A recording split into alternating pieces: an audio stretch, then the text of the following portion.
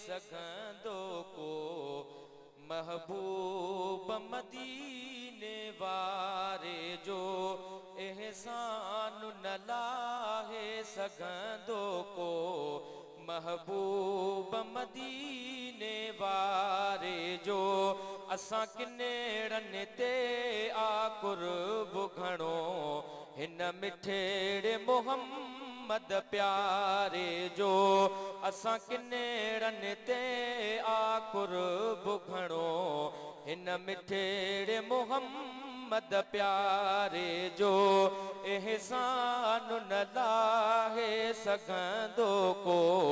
महबूब मदीने वारे जो ऐ रंज को न ॾिनो अथई को कंहिंखे ऐं बतोड़े ॾिठई ऐं बुदारनि में रंज को न ॾिनो अथई को कंहिंखे ऐं बतोड़े ॾिठई ऐं बुदारनि में पोइ बिनी हो असां सानी यारे जो महबूब मदीने वारे जो पोइ बिनी हो असां सानी यारे जो महबूब मदीने वारे जो असां किनेड़नि ते आकुर्ब घणो हिन मिठेड़े मोहम्मद प्यारे जो एहसान न लाहे सघंदो को महबूब मदीने वारे जो ऐं खुद पाण खुदा भी पियो थो पढ़े ऐं इन समलाइक खे बि चवे खुद पाण खुदा भी पियो थो पढ़े ऐं इन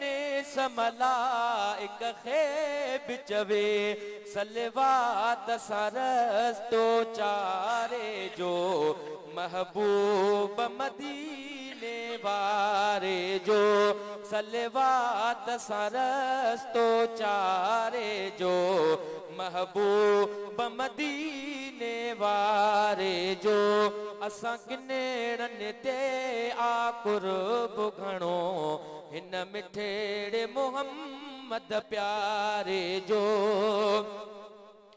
ऐं कंदो करम अचे हियो क़बर अंदरि ऐं हशर जो वारिस वीरो आहे ऐं कंदो करम अचे हियो क़बर अंदरि ऐं हशर जो वारिस वीरो आहे आसिरो हिक ई प्यारे जो महबूब मदीने वारे जो असां किनेड़नि ते आकुर्ब घणो हिन मिठेड़े मोहम्मद प्यारे जो है गेरेल शहर में हिज़्ब चवे जॾहिं बि मंगिया ॾे मौत अचे हुजे कले मो ज़बां ते भलारे जो महबूब मदीने वारे जो असां किनेड़नि ते आकुर्ब घणो हिन मिठेड़े मोहम्मद प्यारे जो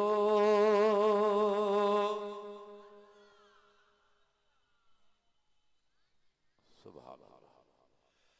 अऊज़ु बिल्लाह।